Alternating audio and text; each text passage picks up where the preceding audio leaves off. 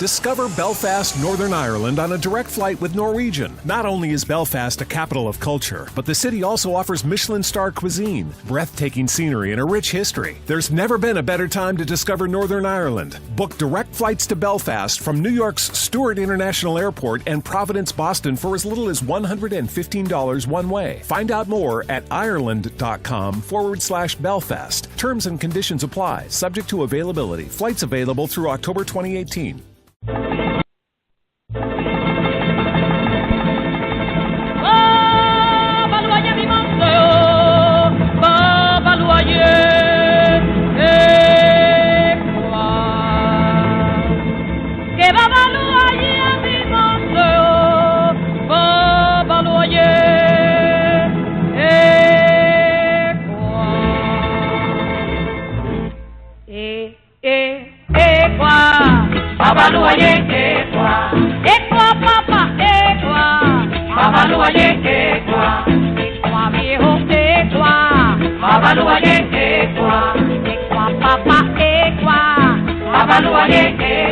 Que yo va a subir y usted va a bajar con los zapatos de changote, mi changota, changoteíto Dios va a talar y papá lo ayer.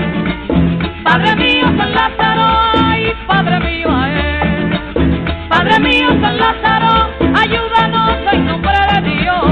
Padre mío San Lázaro, ay pero que sea de corazón. Padre mío San Lázaro.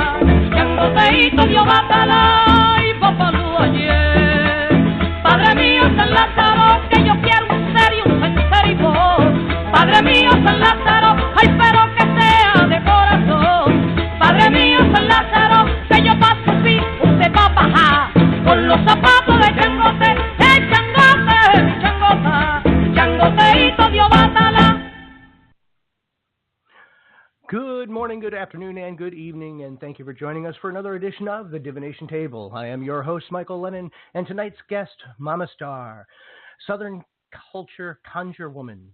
Raised in Southern culture of the Deep South, Starr holds on to the values of her ancestors. She is a traditional conjure woman with 4 living generations of workers and 2 generations that have passed on. For over 40 years, veteran rootworker Starr Casas has been helping folks through her ancestral heritage of Old Style Conjure works from south of the Mason Dixie line. She is a best-selling author of the CONJURE WORKBOOK Volume 1, Working the Root, published through Pendraig Publishing. She is also the author of many best-selling self-published titles on Old Style Conjure, such as Working with BLACKHAWK and the HOODOO Money Conjure Workbook. Let me bring on our wonderful guest, Mama Starr. Hello. Hello, can you hear me? I can. How are you? I am doing wonderful. I'm so happy to have you here today. I'm grateful to be here. Thank you very much. So, you are a Southern style conjure woman who also does a lot of divination. Yes, sir. Yes. So, how did you get into divination work? Okay, so when we were children, we first started throwing, I don't know if you know what these are. They're called sticks. Do you know what they are? You might not be old enough. Okay, it used to be a little game where you would throw it, and that's when I really got enthused about it. And then growing up, there was the bones. But the learning to read the playing cards, I think, was my big thing.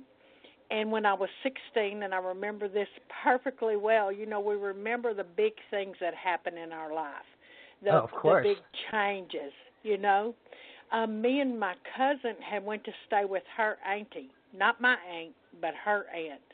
And she is the one that taught us how to read playing cards. It didn't stick with my cousin, but it stuck with me ever since then, My mother did not read playing cards, not that I know of. When she passed, we found a old deck of cards in her stuff, and I have them here. But my mother did work with what we have always called a ring on a string, and I also have that here. And so when there's big things going on in the family, my brothers will say and the kids will say, you need to get out Mama's ring on the string and let's see what is really going on here. So it's always kind of been a part of my life, looking at the signs. My mother would look into blue water. I don't know if you know about blue water. Well, I know of blue water the way that I was taught in the Santeria tradition. And, we always use it, leaving it by the door, the front of the house to catch things coming in, but never for looking into. You should look into it. Yes, you should look into the blue water. I keep a jar, a mason jar of it on my reading table in the prayer house. Now, my mother did have blue water, so I got that from her. And I've just picked up over the years different styles of throwing the bones, which is really, I guess, my first form of learning how to read was the bones. I think that was my first true attachment, and then I learned the cards at 16. But the bones have always kind of been with me, whether it was rocks or sticks or whatever. And I read through spirit. And I was thinking about this radio show, and I was like, when did I really start doing this? How long has it been? Well, I can honestly say that I think that it's been my whole life, that I've talked to my ancestors, and I didn't really know that that's who I was talking to, and that's who was answering me. My mother was real funny. My mother was from the South. She was born and raised in the South. She was a true old Southern woman with those Southern strong ways, right? So we were not allowed to be outside after dark. My mother did not allow us out after night. You had to be home when that sun went down. And so I used to play a game with myself, because sometimes as children we get hung up and we get to playing and we forget, Oh, and of course. So I used to play a game with myself, and I would be like, are you going to get in trouble? Are you really going to get in trouble? It's dark. Are you going to get in trouble for not minding and not being home? And I think that's really where it started at, And now you say you do from there. And you do, because I was looking at your website, because I stalk everybody before I bring them on the show. Go ahead. I don't care. You list traditional conjure bone readings. Now, how is that different than? Okay, there is a difference. Yes. Right, and that's why I wanted to ask. Yes. Because No, there is a difference, and I'm going to tell you what the difference is. Okay. So, bone reading, the way I was taught to bone read, you use all the bones. And the idea is that you only have enough that you can hold in both your hands. If something falls out, you leave it out. Like if it falls out of your hand when you're holding your bones, getting ready to throw, you leave it out because apparently that I was taught that that's not part of the reading. Okay? So Singoma style comes from Africa. That's the way the healers read. And so they have many different bones. And they take a handful and they throw. and they still have more bones in the bowl. But I was taught to believe that if you don't throw all the bones, then how do you know that you're not missing something that spirit has to tell you?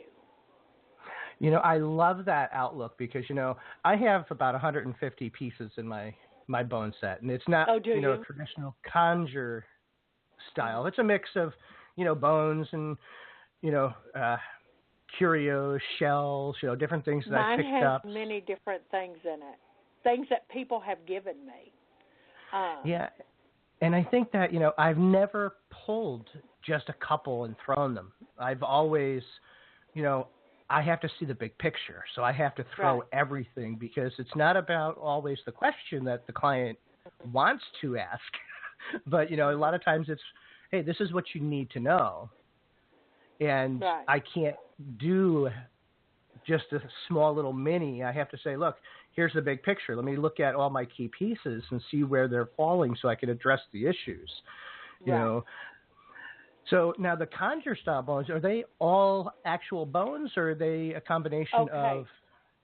When I first started learning to read bones, whenever we're young and we have a teacher and we learn, and so we follow the rules, but I have found that when you get older and you get to doing your own thing, you kind of maneuver away from it, you kind of make your own style. Whenever I was coming up, it was either possum bones, and some folks read chicken bones. That is the true bone reading right there. That's it. You don't touch them with your hands. You throw them. You move them around with either a stick that you've been gifted. Mine is a shell. I don't use my shell anymore, and every time I touch those bones after I throw it, I can hear, you're not supposed to be touching that with your hands, but I do it anyway. But I've kept my shell all these years. I still have that shell that my first true mentor gave me. I still have it. I don't use it anymore. It's not even in my bone bag no more.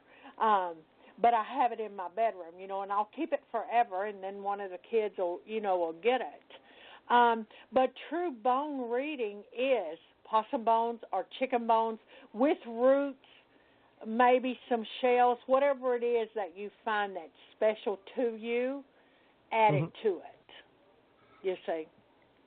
And when you're looking at the animal bones, the possum or the chicken, a lot of it has to also do with as they fall, from what I understand, because I don't know that particular style, but from what I understand, you also have to look at the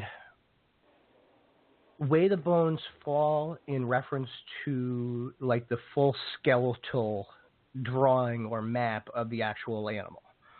So the closer it is to, the real shape of the skeleton, the better the reading is.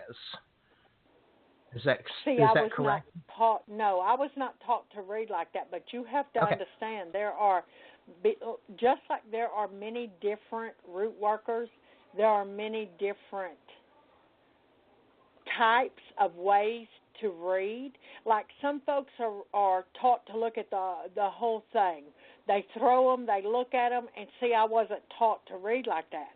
I was taught to throw the bones, then look at them while I'm praying for spirit, for ancestors to show me what the message is through those bones, and then go into one section and start in that section.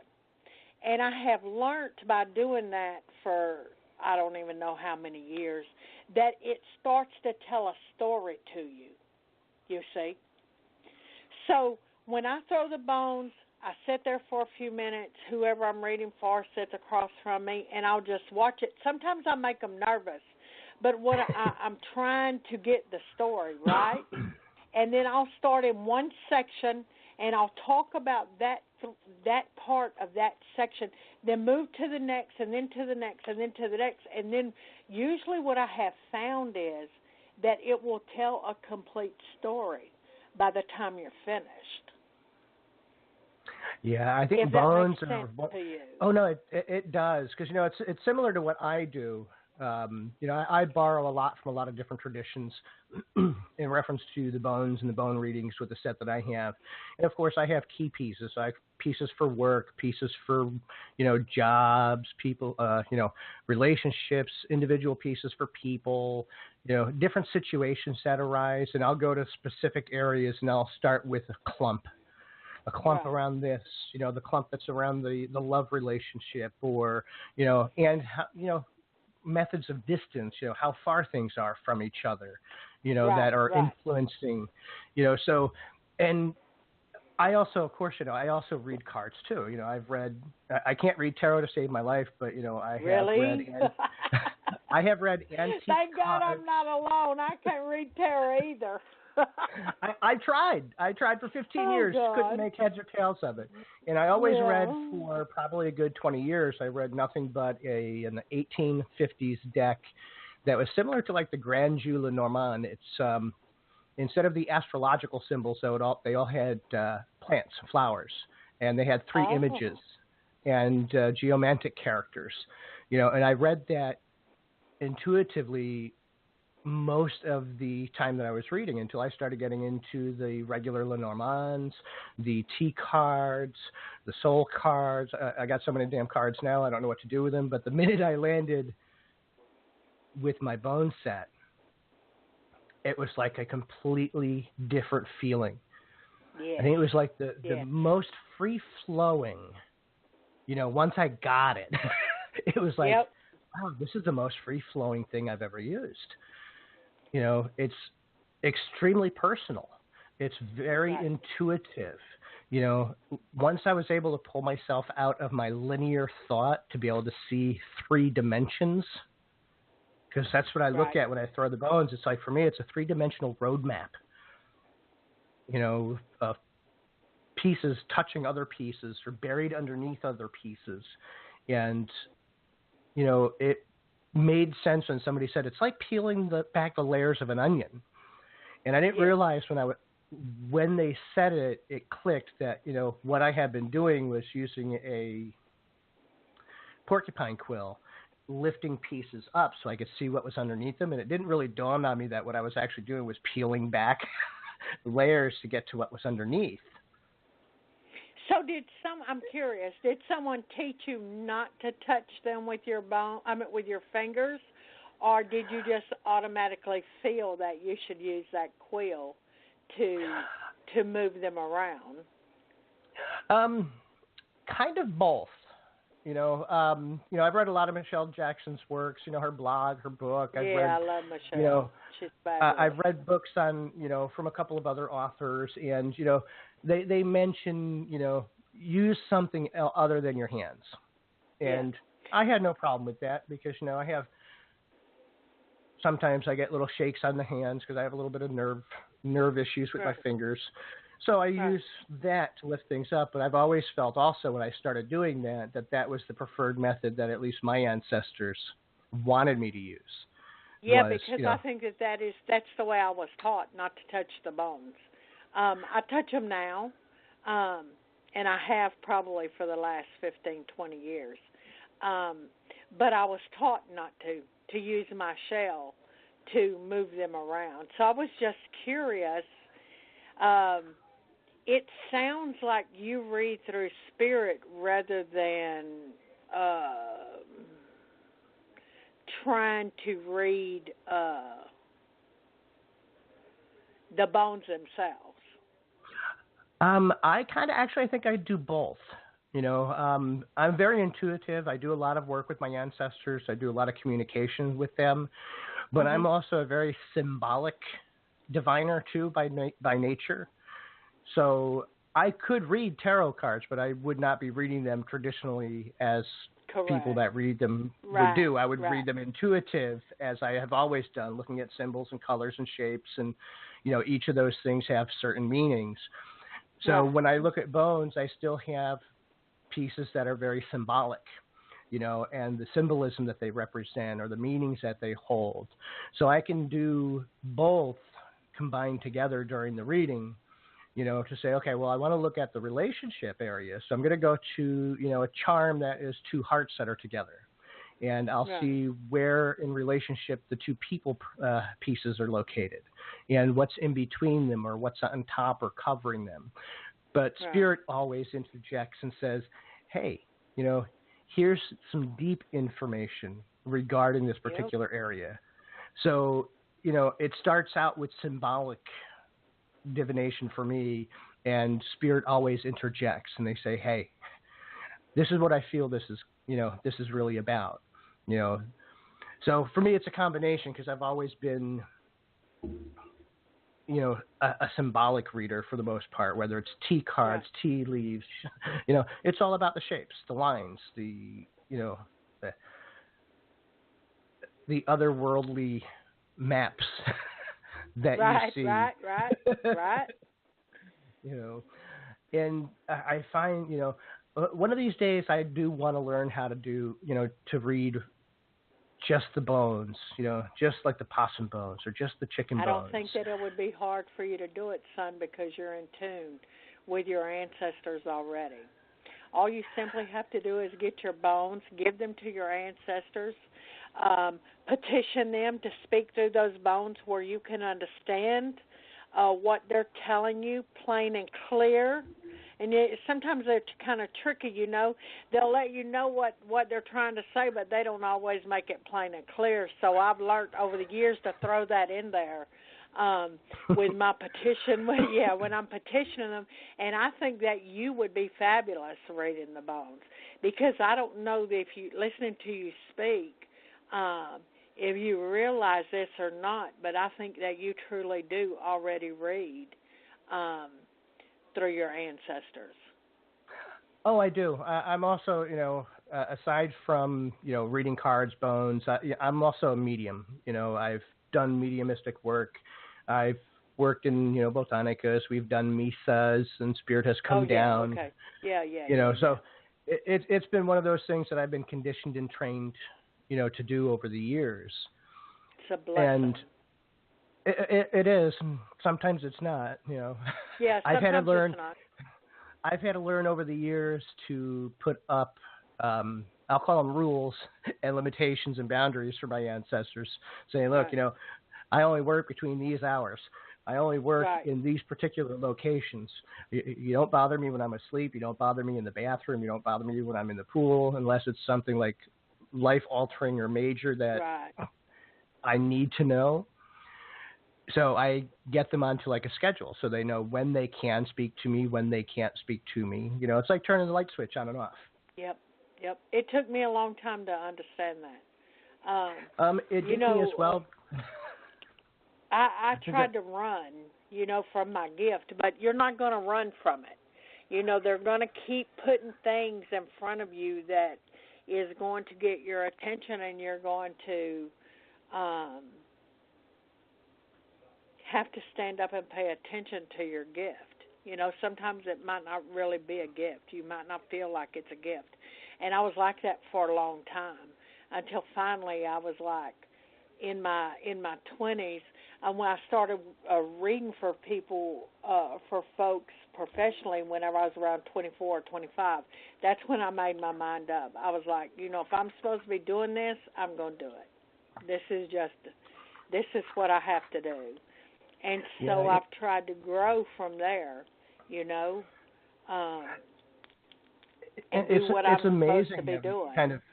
It's amazing that we go through this, because I've run a lot, over the course of my 48 years, from, I fall into it and I start doing it. And then it's just like, I get around, unfortunately, sometimes we deal with the negative, the nasty energies, the nasty people, or the ones that are stuck and just don't want to move, and they, they just want what they want when they want it, but even if it's not good for them, so then I get to that point where it's like, I need to distance myself, so I call that running. And I'll shut everything down for a while, because it's just like, but it always keeps coming back. It always keeps popping back up in my life going, hey, you can't put us on hold forever. You can't shut us down forever. You can't put us to sleep forever, because, we'll find a way out. Yep, that's true. That is true. Now, do you have? I know that you are a best-selling author. You have a number of books that are out. Yes. So, your books are centered around, like conjure work and roots, traditional old style. And how many books do you have out now? I've written 18. My latest one is out with Wiser Publications, and they took my name, Old Style Conjure. So that's the name of the book, Old Style Conjure. And it was out last September. Yes, this September will be a year that it's been out. And so my other books, I kind of, and I self-published for a long time, not because I didn't feel like I could get a publisher, but because I wanted to be in control of my writing, of my voice. Right.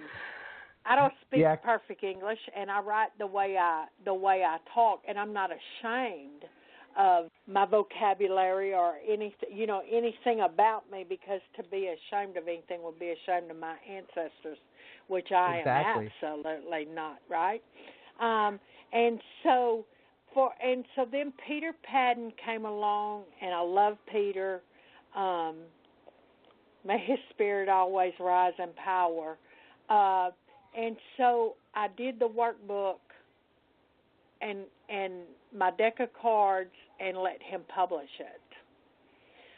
So that was kind of like me getting my feet wet, letting go. Because every book that I write is such a part of me, because I share my ancestors, my family, my teachers. You share your life. You share your personality. And, I love books with personality. That's one of the reasons why I love, self-published authors, is because it is all them. Yes. I also feel that, when you go to a publisher, they kind of strip away a lot of things. They doctor everything up, and they make it not that person any longer. Now it feels like it's a cookie cutter. I love the personality. That's what makes me want to delve into books and learn more, because now I'm making a connection with the actual author themselves. Right. I've been blessed with both Pendraig and Wiser. They've let me be myself. They have just let me write, and so nothing too much has changed from those books and my self-published books. It's basically the same wording, same writing, and I try to fill my books full of works, because I'm not going to, I don't like books when you read a book and it takes forever to get to the point. I can't read books like that, and I do read, not necessarily working books, like conjure books and stuff like that, but I do read books, and I like to get to the point, and I like to share my knowledge. That's why I'm writing, so this work is not lost and not gone. The old workers are passing, and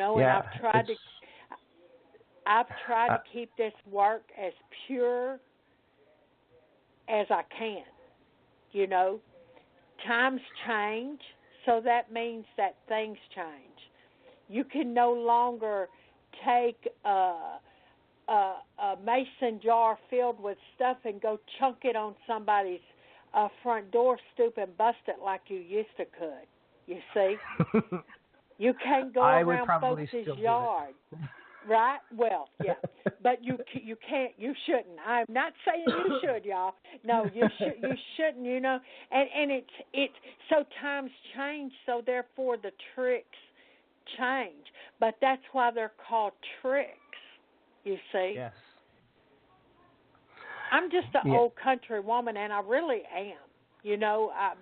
What you see is what you get, Yeah, country women are wonderful.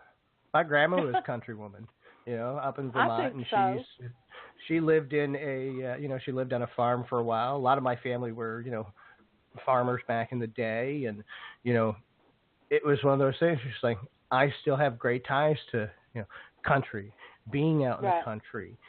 People that knew how to work, people who worked the land. They, fought for everything that they had, and I see the way some things are around, this day and age, and everything is, it's all about me. It's all about me, and nobody cares about their community or their neighbors or their neighborhood, and it's like, it's a shame. It's like we used to be able to leave our doors unlocked or even wide open with the screen door, Right.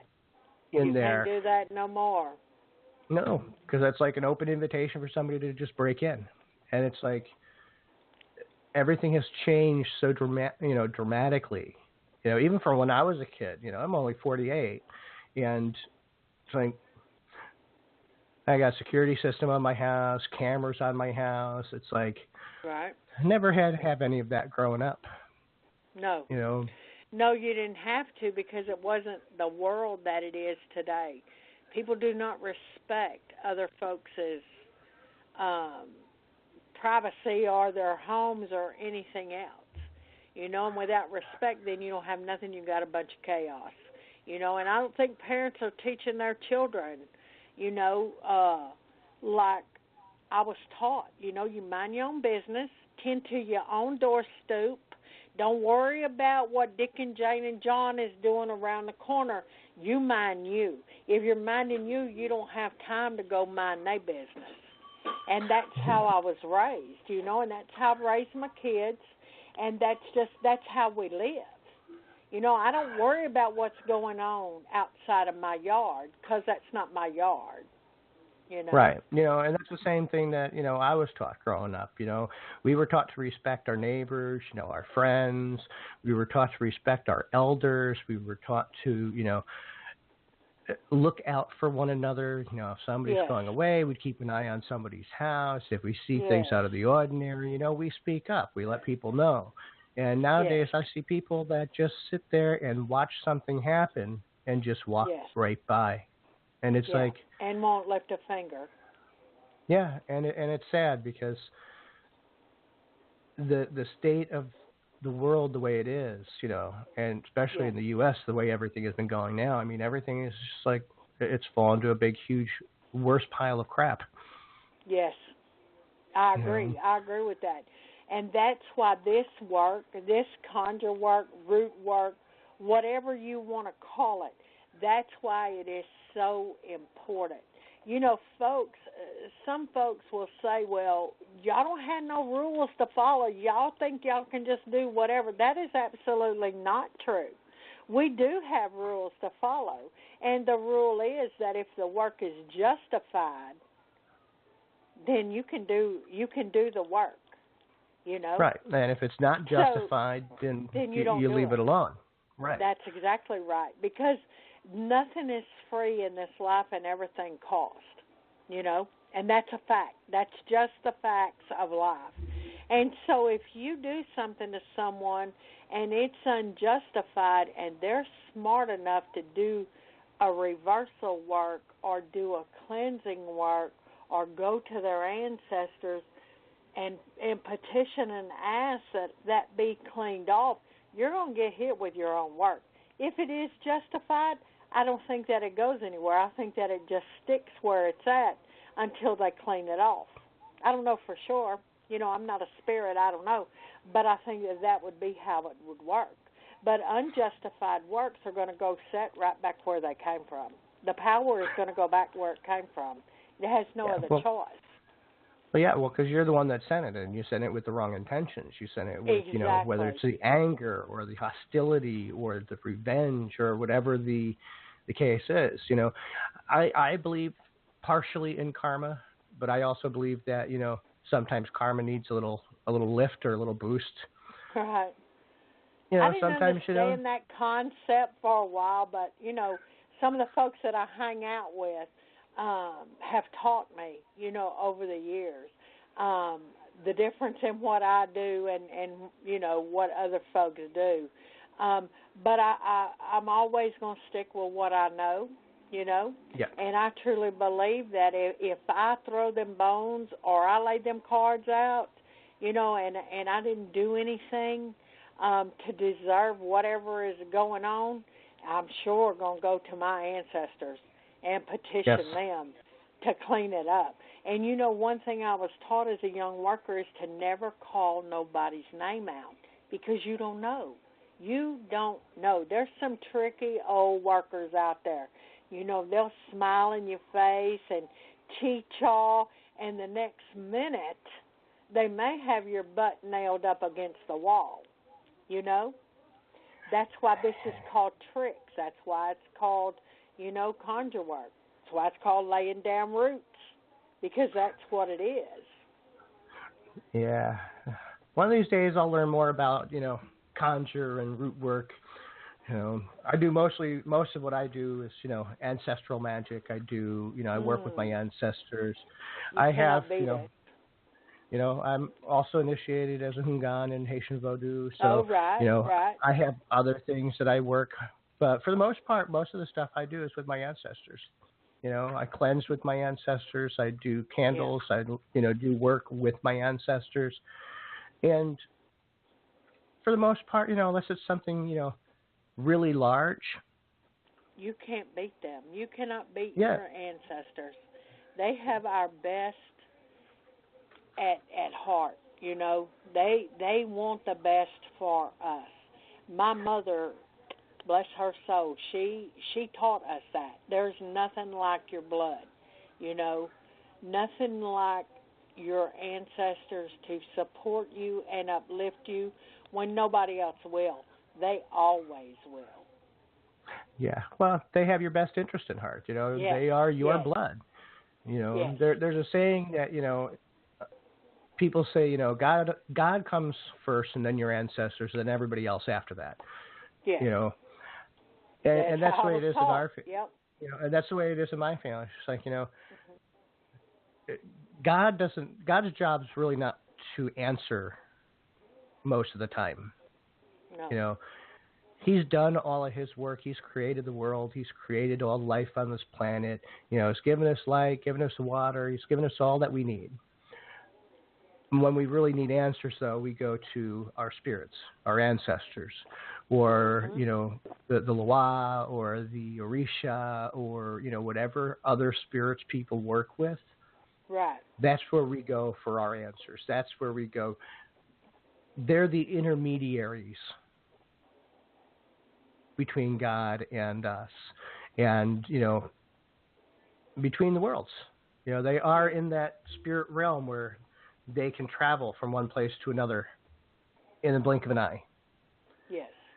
You know, and since we're talking about ancestors, because, you know, I always believe that, you know, as a diviner, you know, I think that all people that really want to step up their game or increase their abilities to divine, and I say divine differently than a reader because I do feel there's a complete difference, you know, that everyone should have and develop a stronger connection with their ancestors. That is our base. That is our roots. That's, you know, our foundation of everything we do, whether it's reading, whether it's working, whether it's laying tricks, you know, they're the foundation. And you have to have a good, solid foundation to stand on, you know, for your gifts to build. 100%. Yes. You know, and especially if people are getting into bone readings, yes, you can certainly just do, you know, throwing the bones and doing symbolic reading. But if you really want to get deep into it, you've got to have that connection with the ancestors. That's right. Even the ones have that message coming through.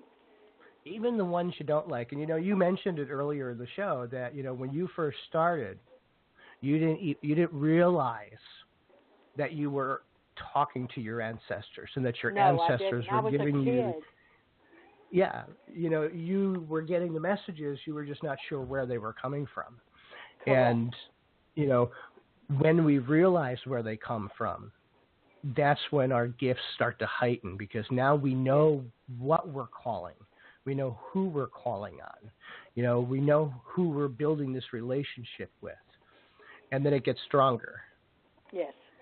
And, you know, I've changed the raising of my children and my grandchildren and my great-granddaughter a little different than what my mama did with us. Although my mama spoke to us and she told us, you know, and she would always remind us how important our ancestors are. With my children, my grandchildren, and even the great-grandbaby, she's going to be 3 in October, I set a space up for them. And so it's a family space. It's here in the house. They all come here. Even her, she'll say, I'm going to go talk to my people, and she'll walk over there to the altar, and she's only 2.5 years old. And in the real voice, I don't know what she's saying over there. You know, and I'll say, Queenie, what are you saying? And she'll say, shh, Gigi, shh. And she's praying. But you have to teach them when they're little, you see? Yes. That's how I was taught. That's how I was raised. My mama did not point things out and say, oh, look, I'm burning this stick and mixing it with all this stuff, and it's going to do this. She didn't do none of that. She did it. You let her put it on you, and you went on about your business. You see, she would tell you something, and you didn't get to say why.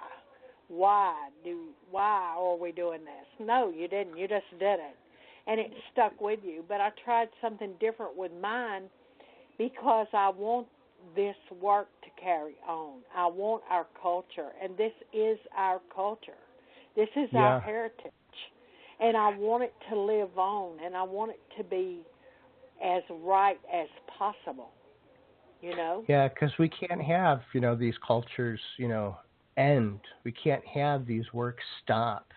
You know, we can't lose what we've been brought up on. You know, I mean, I come from a very strict Roman Catholic Irish family. Of course, I don't follow any of the traditional things growing up. I was always like the black sheep. I was always into the African traditional religions, you know, the Santeria and the Voodoo and, you know, the spiritual work, you know. But what was given to us growing up was, you know, family is the most important thing that you have. Mm-hmm. And that extends past your living family. You know, that's your ancestors. You know, remembering the people that, you know, taught you. Even the ones that, you know, might have slapped you with a belt in the butt or the switch when you did something wrong. You know, but these are the things that are important because, you know, once they're gone, they're gone. Yes. And so it's important that they're not. And, you know, folks who are searching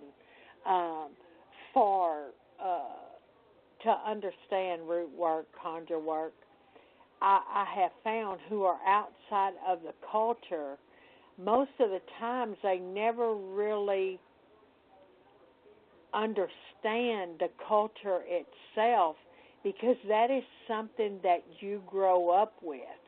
There's just things that you don't do. You know you don't do them, you know? And the work goes along with them, but when you get folks who are from the outside, they don't kind of understand that. You know what I mean? Oh, I do. I think it's hard for them to really grasp root work because they can't grasp the culture. You know, I'm 65 years old. I still say yes, ma'am, and no, ma'am, or no, sir. If you're older than me, I don't care if it's by 1 hour. You are my elder. And you see, this work is like that. This work is not all about stepping all over everybody and just doing whatever you want to do. It's kind of like a built-in system that we're raised with, you know? And you don't that's know. why it's so important. You know, I mean, it's like, you know, I'm into a lot of, you know, the African traditional, you know, religions, but I can't teach people about, you know, black ancestors or black ancestral magic because I'm not black, you know? Right. or what they went through, you know, the suffering that they went through, how they had to live. You don't know that unless you're there, unless you're raised in that, you know. And so that's true. So you have to be respectful. Yeah, I mean, I can't, you know, I can only teach what I actually know, you know. Correct. I can teach people how to do, you know, candle, you know, magic, or I can teach them how to do different types of magic or different types of reading, but I can't teach them anything on the African American side. I'm not African American. I have no connection to the culture itself. I've learned a lot over the years, but still, you know, I have to respect everything because it's like I didn't live through it, you know, I didn't experience it, you know, and there's a complete difference when you have been brought up in a culture, you have lived it, you have experienced it, and I'll call it like an unwritten language that nobody else gets because you don't get it unless you've been brought up in it. Yes, that's true. That is true. And you know, Michael, in today's day and age, and with the internet, folks forget where this work truly came from. They forget. Yes. They do not, or they don't want to acknowledge it, or they don't think that it's important. And whenever I wrote the Old Style Conjure book for Wiser, you know, I was like, and Judica, who I love to death, I work with her, and I was like, I'm going to write this the way it should be wrote, and so I did. And so within that book, I tell where this came from. This came straight out of slavery, straight out of blood, guts, death. You can't whitewash that. You can't sugarcoat it. You can't make it better. You can't make it sweet. It's not sweet. It's not. And I am a die-hard traditionalist. I am. I'm not going to lie. I am. And my eyes get to twitching sometimes when I see stuff online, you know, but I'm like, I'm not going to say anything. I'm going to write about it. Words hold power. And it's important that people see it. You know, there's been a lot of history that has been washed away, you know, put aside or hidden where people don't want to look at it or they don't want to see that, you know, this is all, you know, we only see a tip of the iceberg. You know, we only see what people want us to see because, you know, up until, you know, I'll call it recently, you know, there was a lot of things that weren't allowed to be published. There were a lot of places that wouldn't even pick up a book and say, oh, well, we can't show that. But yet these are true. You know, these are true histories of people that, you know, suffered and died. Wiser has been fabulous. They have been fabulous with me, as Pendraig, you know, and they did let me show. You know, folks talk about the Bible in this work. You have folks who say, hey, my ancestors were not Christian. And I believe that. I do believe that. But I can promise you that by third generation, they were forced into Christianity. Yes. You see? But, you know, they were smarter. Our ancestors had such high intelligence. And I don't know how much you know about this work or the old spirituals or the old stories that they wrote children's books out of. And today some folks say they are racist books, but they're actually hidden works within some of those books. The old hymnals. Yeah. Some of those spirituals actually have works in it, have secrets in it.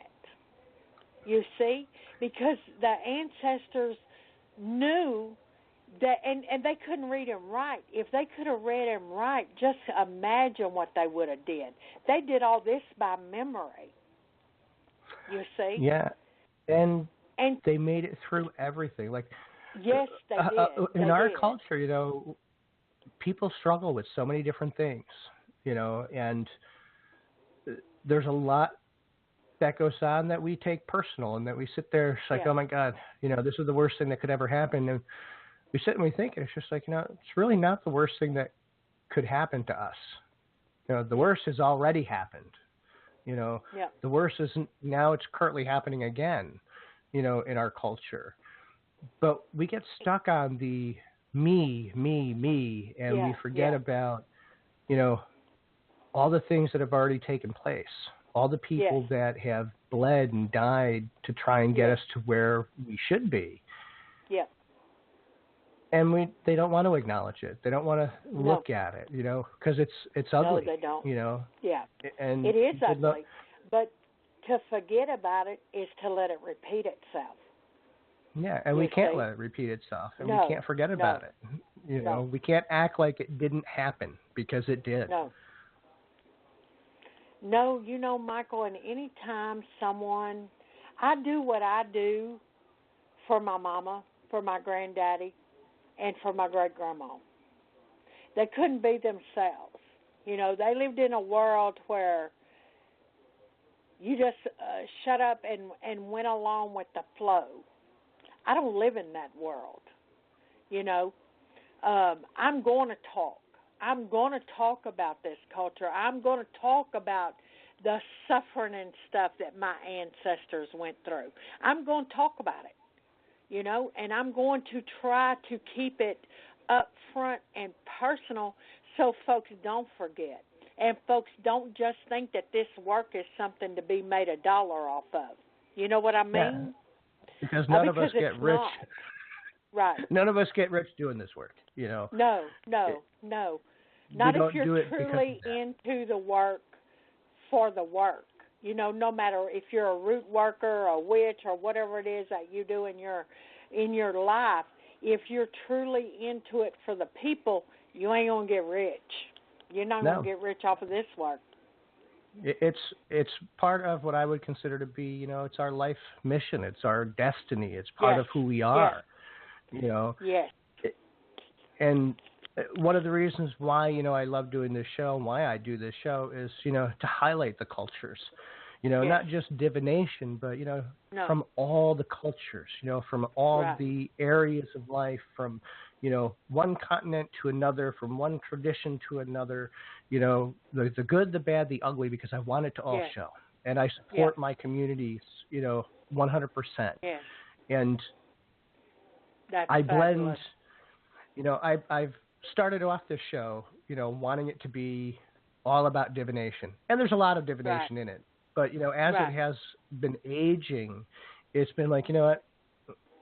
There needs to be more. There needs to be discussions about, where this came from, how it came to be, so that we don't forget it, so that we don't lose that connection to, our roots, whether they're your roots, my roots, whether they're actual roots, whether they're works. Right.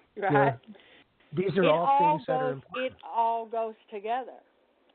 And it does. You can't have one without the other. You can't have divination without, spirit communication, without your ancestors. You can read cards, but you're not what I call divining. Because in order to divine, you have to have that specific connection, with your ancestors to receive the divine messages. Yes. Now, you have a website. You also have, is it an actual physical shop or is it? Yes, sir. Yes, okay, sir. because I haven't been down there yet, so. Yeah, me and HOODOO Moise have a shop called Conjure New Orleans. Oh, that's right. Okay. Working on our second year. Ooh, nice. And I have my Old Style Conjure website that's been up since 2006 or 7, I think. And so I have that. I have the prayer house here in my yard where I have in-house clients come in. I teach classes here sometimes. I've been doing this for a long time. Like I said, when I was 24, 25, I still, and I lived in this town. I've lived here for almost 40 years. So I still remember the very first client that came to me for a professional card reading for $5. And that was a lot of money too. Yes, that was a lot of money, honey. And so me and her became quite close. When she would have an issue, you know, she would always come. I still remember what the reading was about. That was a huge milestone for me, you see. That was a huge step for me. Even back then, putting my personal business out in the street, which is something that I was totally raised not to ever do, ever. And so saying, hey, look, I read cards and I burn candles and here I am, you know, that was a real big step for me. I've never advertised here in my community. It's all word of mouth, and I stay busy. Yeah, but see, word of mouth is the best form yes. of advertising because My it's coming poor from somebody husband, that's already been there. He has been so good, Michael, you would not believe it. He might go to bed and there be somebody here, and he might get up at 4:30, 5 o'clock in the morning to go to work, and there's still somebody here. And he's over the years, he's just got used to it. You know, it don't even bother him no more. He'll just be like, oh, my God, I cannot believe that you're still up, you know, but that's how it is. You know, when you're working for your community, it's a lot different than when you're working online. When you're working in your community, they don't understand appointments. They do not. No. I just had an instance a while ago. I was doing a phone reading, but one of my local clients was outside and texted me, hey, Mama, I'm outside at the fence. Can you come let me in? I was like, no, I'm on the phone right now, you know? So I had to. I know you're there. You know, when I got online, I had to learn completely different because I can tell you, working for folks online and working for folks face-to-face is two totally different kind of animals. Yes. And I did not start out online, so I started out face-to-face, so I had a way of dealing with my clients, but when you're dealing with folks online, it ain't nothing like dealing with folks in-house at all. It's completely different. Oh, it is. It's a totally different type of people, too. You know, I worked for 15 years in a botanica doing readings for clients, you know, with my godmother. And right. we had a couple of, I'll call them, you know, crazy people because, you know, they do come around. Right. Yes, they do. Had more than when I went online. Right. A lot more. You know, you're dealing with a whole different kind of person, you know? Yeah. You know, there's a lot of people that online that don't have, I'll call it the social graces. Right. For lack of a better word. You know, they're stuck. Yeah, they have no manners. It's all me. It's all, you know, and it's so easy to trash talk people, you know, on the internet. Yes. It's so easy to hide behind a fake name in a picture. And, you know, it's like, you know, I preferred working in person. You know, I prefer people coming to my house. You know, I like the interaction. I like to be able to see, you know, their ancestors standing behind them or making sounds to get my attention or making me, I'll call it the freaky burst, or gives me like the little heebie-jeebies up and down my spine where it makes my body tingle and jump. You know, I get it sometimes online too, but it's not as strong as it is in person, you know, because my ancestors are here physically in my house. They're physically here, and I call upon their ancestors to come, you know. So it's almost like a party. Yeah. And you invest in your client. And I think one of the things that we miss with the online thing is there's no real investing with some clients online. A lot of it is, I just want the answer. I don't want to hear anything else. I just, you know, I need to know, is so-and-so coming back? Or, you know, does so-and-so love me? Or, you know, am I going to get this job? And it's just like, how about, how do I better my life? How can Yeah. I spiritually, get in touch with myself? The people that I was used to seeing, were spiritually looking to be lifted. Yeah. There was work involved, in reference to, love lives and jobs and all that. I said, but most of them really, honestly and truly had some serious problems that they needed the seer to provide information to say, yeah, it's like, here's what's going on. So here's a formula that I think you should work with. Here is some things to add to your skill base so that if you run into this again, now you know it and you can do this, on your own. And, that's one of the things, in this culture and in these traditions that we love is the teaching aspect. It's like, I don't want to do all of this work for people. I want to educate these people to do their own work, to invest in themselves and lift themselves up. Yep. Because and darling, when we most of them don't want to do nothing. They don't want to do anything. I have found this. Some folks, not all, because I have good online clients that have been coming to me for years since I first got online. But some folks don't want to do anything. They don't want to take a bath. They don't want to light a candle. They don't want to say a prayer. They don't want to do any of that. No, they want you to do it all. To. Yes, but they have to because some things your own spirit has to touch,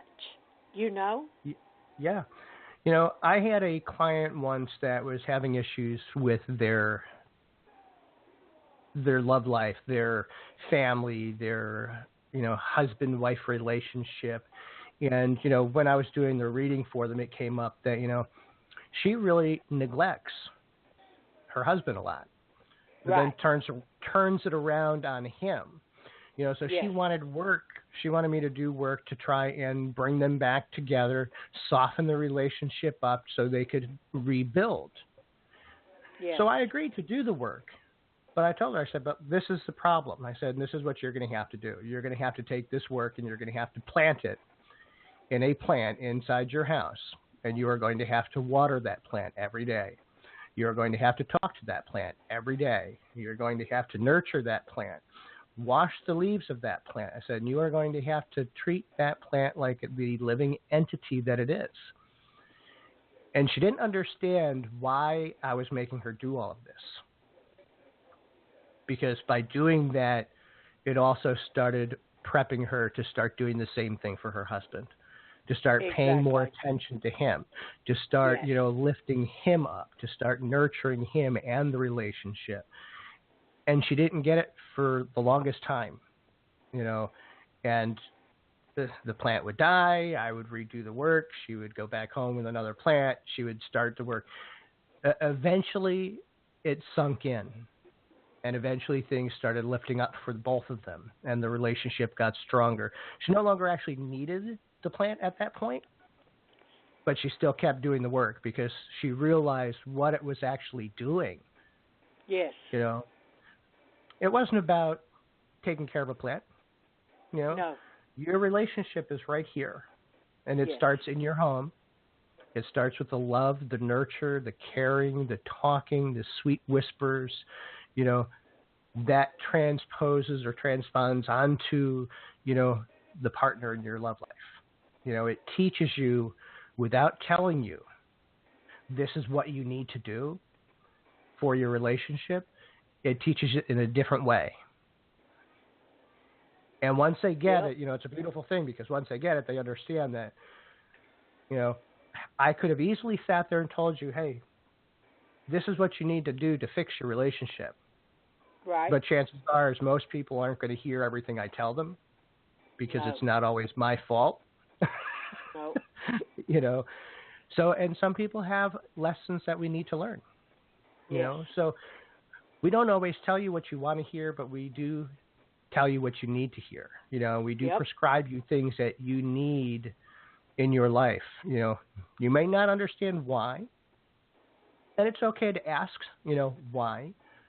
But there's always those certain reasons, and some of them, I consider that like an old school thing for me because to make somebody work, you have to. Yes. They have to be invested in whatever work you're doing. Otherwise, it's not going to stick. It's not going to stay. Saying, yeah, we can bring so-and-so and so-and-so together. That's the work. That's done. Mm-hmm. Now, it's your job to keep them, to nurture them. And it's one of the things in divination that we do. We divine not just what's going to happen, but what prescriptions we need to give to a client to go from point A to point B. That's how I was taught to read, and that's exactly how I read. I don't give any type of work or anything until I lay the cards out, throw the bones, and I may do both, depending on who it is and what they got going on, to figure out what needs to be done. Can I even do anything, Yeah. Because there are That's times one where our rule spirit I will say, follow. nope. Yep. And Yeah, trust me, if mine says no, guess what? It's no. I made somebody so mad one time, and they were like, well, what if I offered you $5,000? No. Well, what if I offered you 10? No, because I have to answer for everything that I do. So no, no. If my spirits say no, if my ancestors say no, it's no, no matter what. And I mean that, and that's the truth. Yeah, and that and is what the gets truth. And what gets me is this: when those types of people do that, my natural reaction, aside from saying no, is to say, "Why would you want to spend $5,000, $10,000? Yeah, for what? To get this guy back that doesn't want you, or to get this guy back that abused you." It's like exactly. It's like, and I why will not do it. I just won't. Yeah, I don't do either. That. I don't like to do love work unless it's actually a single person looking to bring love into their life. Yeah, attraction work, drawing.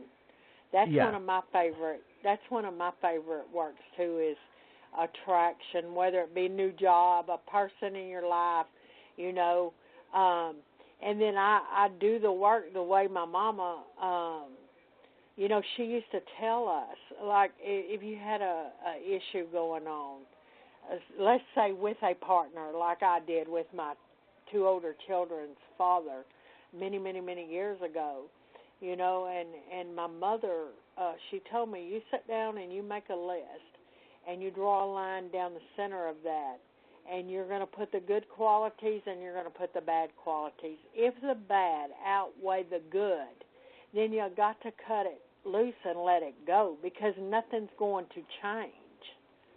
Exactly.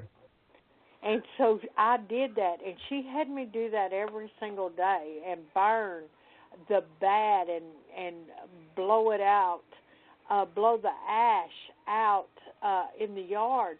And, I truly believe that was her way, without her saying it, of cutting and clearing him out of my life. Yeah. You see? Just like the plants, just like me having a client do plant work. It's like... I love plants. I work with plants a lot. I always have. I love working with plants. I love it. They're powerful when it comes to wanting to grow something or for protection. Ivy is one of my favorite plants to work with. Ivies are ferns. When it's for prosperity or for attracting something new into your life. For protection, I'm more of a thorny plant kind of girl. I like roses and things like that with thorns that run, because if it vines and it runs, then when work is sent to you, it gets lost. It gets trapped within that plant, and so it can't go anywhere, and so it's just stuck there until it just dies out. Yeah, I was gotta come taught down as there a one young of these worker. days. Oh yeah, you need to come for a visit. Come to the prayer house. I was taught as a young worker that plants are living things, and plants also give you signs. If your plants start dying off and there's no reason for it, they could be taking hits for you, you know. And so you need to treat them and say prayers for them, cleanse them with a spray bottle, with a little bit of cool water, and pray over them, and take the dead leaves off, and take them to the west and bury them. Kills the work, because plants are living things, you know. Of course. And so they will take on hits. You know, plants, roots, stones. I don't think there's anything. I've had every plant in my house die all of a sudden. My ivy's everything, and I tell my daughter, you know, something ain't right in here. You know, something's going on if I'm losing plants. I ain't the best gardener, but I do kind of have a little green thumb whenever it comes to, you know, to plants. Mine's normally brown. I don't have any good luck when it comes to growing plants. My mama used to tell me it's a sin to be envious over anybody, but my husband has a totally green thumb. He can cut a stick off of a rose bush, put it in the darn ground, and it's going to root. It is going to root. I don't know how he does it, but I'm like, oh, my God. So when I want to start something, I'll get him to start it for me. So what have you got coming down the pipe? What's new, you know, that our audience may not know about? Well, we just finished our St. John's Eve weekend, June 22nd, 23rd, which was a total success. It was fabulous. That's the first event that me and Moise have done for the shop, you know, Conjure New Orleans, so that was great. I have Hex Fest coming up. I'm teaching a class there. I'm going to Georgia in October, I want to say 18th, 19th, 20th, and 21st at a little shop in Conyers. I'll be Facebooking about that. Let's see what else do I have going on. I think that's it right now. I want to write another book. I was waiting for that. Yeah. Do you know, Michael, I have to be honest with you, every book that I have ever written, I wrote for a reason. Like the money book. That was supposed to be a whole workbook deal. And then I thought, well, everybody needs prosperity, you know, and so let me put this out, get my feet wet, and see how it goes. And so I published that book, Candle Burning book, because there's tricks of the trade, you know, that could be shared. So every book that I've ever written, I've written it for a reason. So I'm looking for me a new reason to write another book. Well, I am sure that it will come to you. You know, it could be a whole book on, you know, traditional style baths. Everybody needs cleansing. You know, everybody needs, you know, because plants are so, you know, universal and being able to be used for so many things, whether it's cleansing, lifting, whether it is, you know, removing curses, whether it is playing tricks. I mean, there are so many different things that, you know, have still yet to be told. Yep. And we all work different, and so we all have something to share, you know, something that's different, something that's going to help somebody that they might not know how to do that. And every book that I write, I think about that because I was living in the concept, and I'm not going to lie, my students have been on me forever about it, about thinking that everybody knows what I know, you know.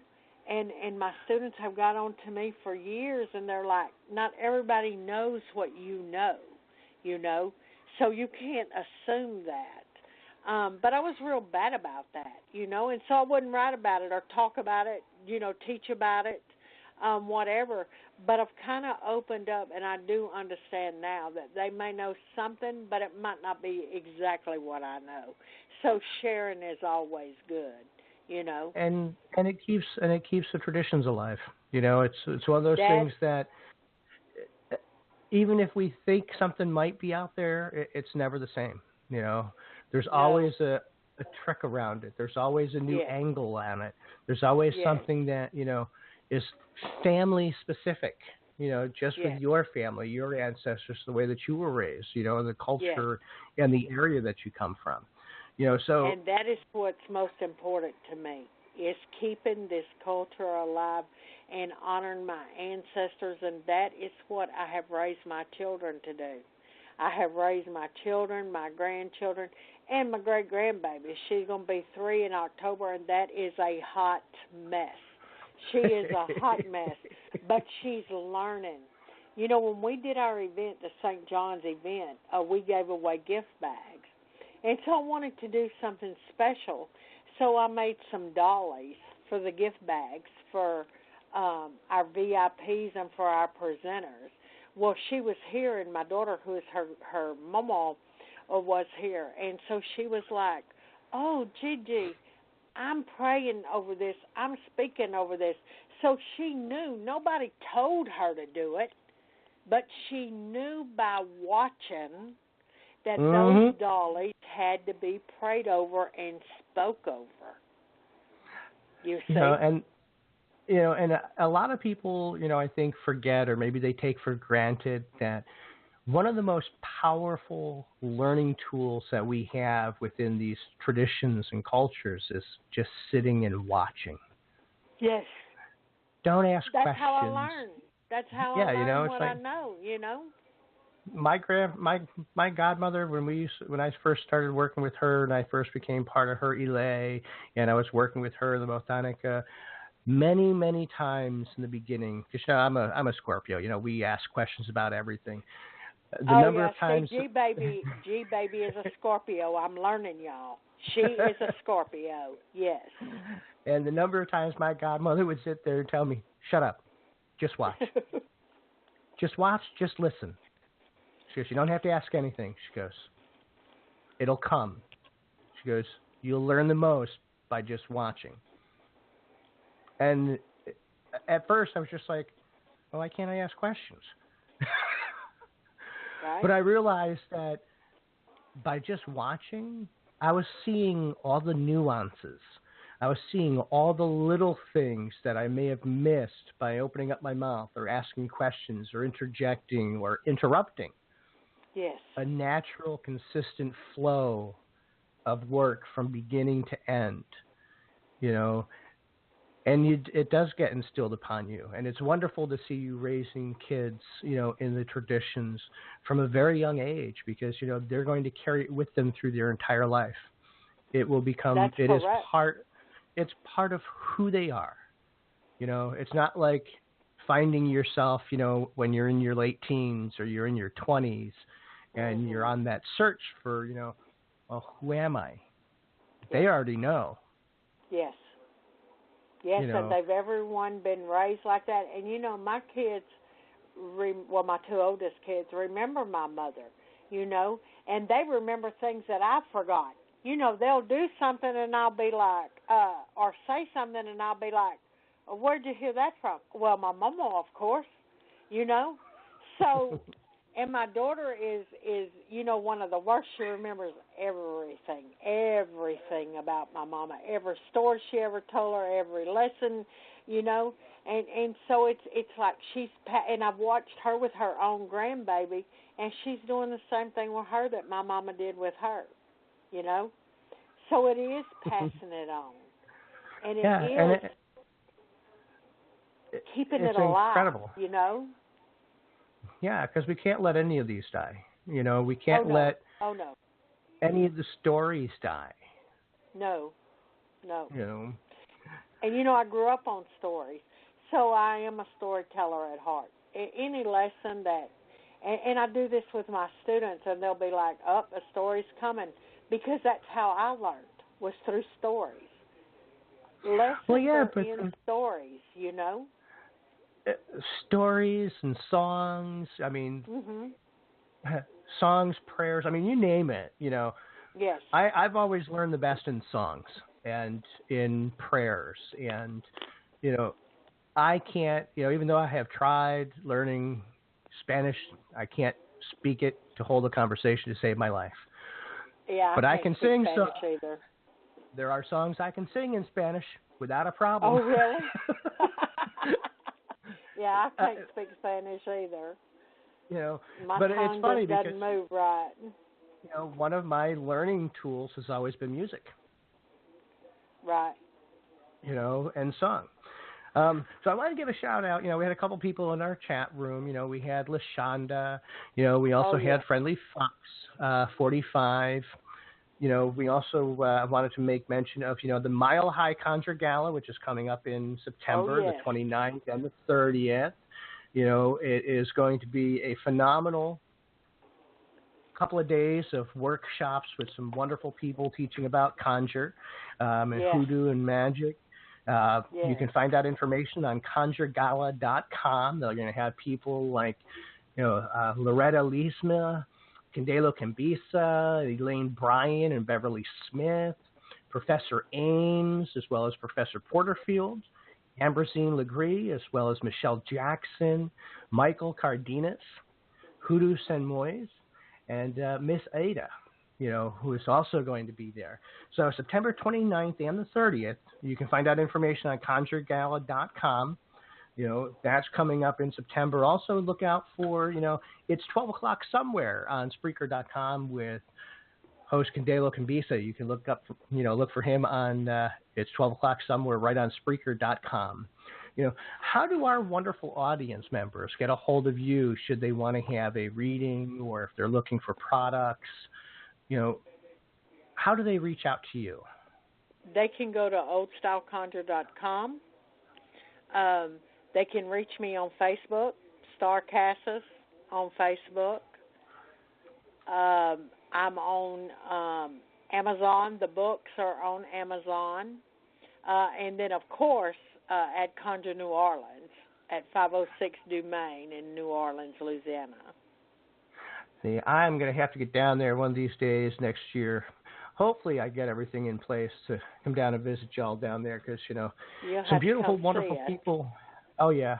I've wanted to get down to New Orleans for ages, and it has never been the right time. But I think it's coming to be the right time.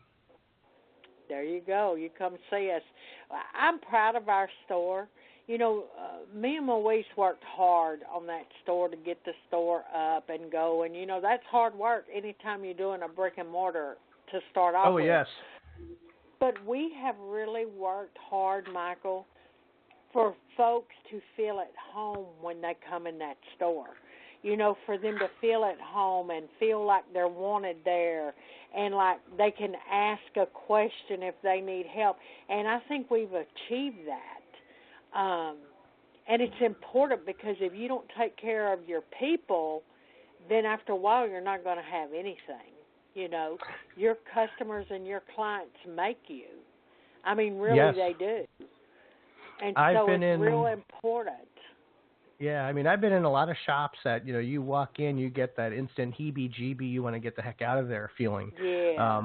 So, I mean, being able to be in a place that is comfortable, welcoming, open, it is very important because, people need to be able to feel at ease. They need to be able to feel relaxed and be able to approach you and be able to ask questions, even if they think the question might be stupid. There are no stupid questions, unless you don't ask it. Exactly. And then that's information lost if you didn't ask, Exactly. It's one of those things that when I was working in Arbotanica that we always strived for as well, is, making everybody feel comfortable when they came in. Even the curiosity people that, might never pick up a candle or do any work, but maybe they're a little bored and they just happen to be passing by, and I think I'll come in and just check this out. Yes. They all and then you have the folks that fear the work. Those are my favorites because I always try to spend time with them when you get them in the store, and by the time they leave, they're just relaxed and they're not afraid anymore of the work, those are my favorite folks that are real nervous, you know, when they come in, they stick their head in the door, and I'm be like, come on in, honey, you know, come on in, and I'll get up. If I'm sitting down, I'll get up and I'll walk over to them, because folks fear what they don't know, you know. Exactly. And then by the time they get out of there, they're happy, they're relaxed, you know, and they don't fear this work anymore, you know. And they shouldn't fear this work. I mean, those who are in the work with true hearts, you know, you don't need to fear anything. But there's a lot of folks that are afraid of conjure work and afraid of voodoo. You know, they fear it. Oh, yeah. I see it all the time in the store. But I try to, you know, relax them and talk about whatever's in the store, you know, whatever I catch them looking at, I'll talk to them about it, you know, because education does what? It teaches us. And so we can learn, and if we're educated, we're not fearful. Exactly. You know, and that's what we do, you know. That's one of our biggest jobs, is being a teacher. Yes. You know, sharing all the knowledge. It's like, there's a lot of secretive stuff, but, you know, it's not like we don't want to share any secrets. Right, like, right. Yeah, there's some work educate. that I will never teach, you know, ever. Oh, well, yeah. Well, that goes without saying, but. Right. But there are works, you know, that although sometimes they may be tough and sometimes they may be harsh, or folks look at them harsh, sometimes they're needed, you know. There are times when you need to be heavy-handed. Yeah, I mean, sometimes you have to fight, you know, for the right reasons, you know. And just like, you know, we have fists, we have bats, we have other things, you know. We use everything conjure work. you know, we use what we are good at yes. for the right purpose and the right reasons, you know, and that's one of the things that, you know, some people don't realize or understand. It's like, these are still tools. These are powerful tools that we use to help change and bring about change and to help people, you know, and sometimes it's not pretty, you know, sometimes, you know, in order to push people past a certain point to better their life or to work on something that is justified and somebody was harmed or hurt, you know, it's not all pretty. Nope. Sometimes you got to tear down to build up. I mean, and that is the truth. Amen on that one, because we have to, you know. So I have had a beautiful and wonderful time. I'm so happy that you joined us on the show today. It's been such. Thank you for having me. I loved listening to all the stories. Of course, I love the bones. Yeah, we need to talk sometime about the bones. Yeah. Yes, we will definitely do that because, you know, I love my bone set.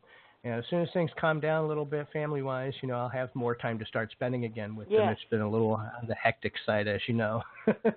Right. Everywhere. Michael, it seems like it's that time of year right now. You know, I've noticed that everybody is having something, you know, going on.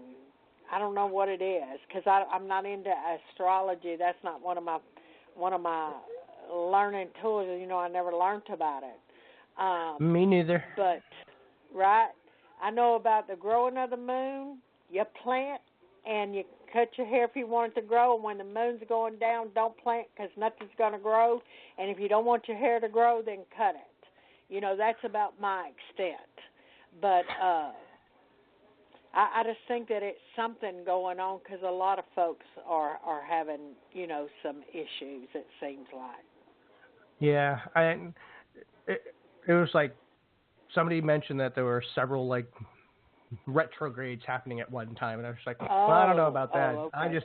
I just know that it's a proverbial shitstorm yes. going on with a lot of people. You know, and it's a highly emotional time. You know, communications aren't working correctly. Yes. You know, this is what I'm finding too. Yeah, and it's with a lot of people. You know, and it hits us at different points and different times, and then we get the lull, and then it's like we get slapped again, and then we get another lull, and it's like that wave constantly beating up on the shore. Yes, I think so. I believe Well, it is. I well, sure would you appreciate you, and thank you for having me. I'm grateful. I am so happy to have you. Would you like to say our final goodbyes to our beautiful audience? I would. I'd like to wish total success on everybody that's listening. May you be blessed and uplifted, and may have a fabulous evening. Night, y'all. Have a beautiful day. We'll see you all again next week on the Divination Table Radio Show here on Blog Talk Radio.